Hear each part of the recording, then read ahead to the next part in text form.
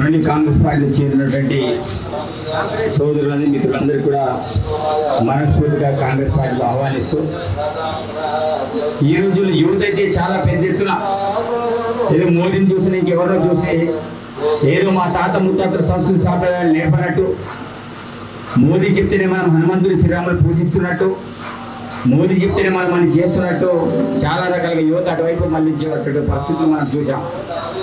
కానీ మన దేశమే భిన్నత్వంలో ఏకత్వం, అనేక కులాలు అనేక మతాలు ఉంటాయి. అలాంటి భిన్నత్వంలో ఏకత్వంలో గల దేశంలో మనం అందరం కూడా కలిసిమెలిసి మనకి పార్టీలకి ఎజెండా ఏమి ఉండాలంటే అభివృద్ధి పైన ఉండాలి, కానీ మతాలు కులాలని కాదు. ఈరోజు మీరందరూ కూడా నేనైతే అనుకుంటున్నా, ఏదైతే బీజేపీ యొక్క భావజాలం ఏదైతే ఉందో ఆ భావజాలానికి భిన్నంగా మనం వెళ్ళాల్సిన అవసరం ఉంటుంది. కాబట్టి ఈ ప్రాంత వాసులు మీరందరూ కూడా ఆలోచన చేయాలి. ఉమ్మడి ఆదిలాబాద్ జిల్లాలోనే వయసు మాత్రమే ఒక హిందూ ముస్లిం ఒక అట్లాంటి పరిస్థితులు ఉన్నది, కానీ మిగతా ఏ ప్రాంతాలు కూడా అట్లాంటి సిచ్యువేషన్ లేదు. కానీ ఎక్కడైతే అట్లాంటి విషం ఉంటుందో అట్లాంటి విషయాన్ని మన ప్రాంతాలు కూడా పాటించడానికి ప్రయత్నం చేస్తుండ్రు. కాబట్టి సోదరుల గారు మనమందరం కూడా కలిసిమెలిసి ఉందాం. మనం కొట్లాట అభివృద్ధి కోసం కొట్లాట చేద్దాం. ఏ పార్టీలతో కొట్లాడినా మా ప్రాంతానికి ఏం చేశారు, నీళ్ళు ఇచ్చారా, నిధులు ఇచ్చారా, ఆ కోణంలో ఆలోచన చేద్దాం. కానీ మతం వద్దు, కులం వద్దు. ఆ యొక్క కులం మత రాజకీయాలు చేయడం వల్ల మనం గొడవలు పడి మనం జైలు పాలవుతాం. కానీ ఎవరైతే మిమ్మల్ని వాడుకునే వాళ్ళు మాత్రం హాయిగా ఉంటారు. కేసులు అయ్యేది మీ మీద, అన్ని జరిగేది మీ మీద. ఎమ్మెల్యేకి ఏం కాదు, ఎంపీకి ఏం కాదు, ఎవరు కూడా ఏం కాదు.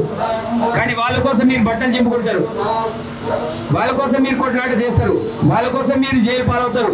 కానీ నిజమైన వాస్తవం అట్లాంటి మసిపూసి మారేకాయ చేసి మమ్మల్ని ఏదో మొదలుపెట్టడానికి కొంత ప్రయత్నం చేస్తారు.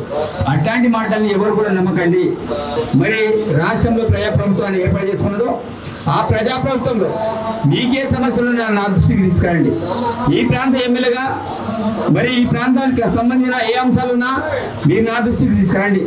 ఈ రోజు నుండి మీరందరూ కూడా కాంగ్రెస్ పార్టీ కుటుంబ సభ్యులతో కలిసిమెలిసి మరి సీనియర్ జూనియర్ తేడా లేకుండా పెద్దలందరినీ గౌరవిస్తూ మనమందరం కూడా కలిసిమెలిసి ముందుకెళ్తాం. మన లక్ష్యం ఒకటే, ఎంపీ అభ్యర్థి అయిన సాదరం సుగ్రహణ గెలిపించడం మనందరి లక్ష్యం.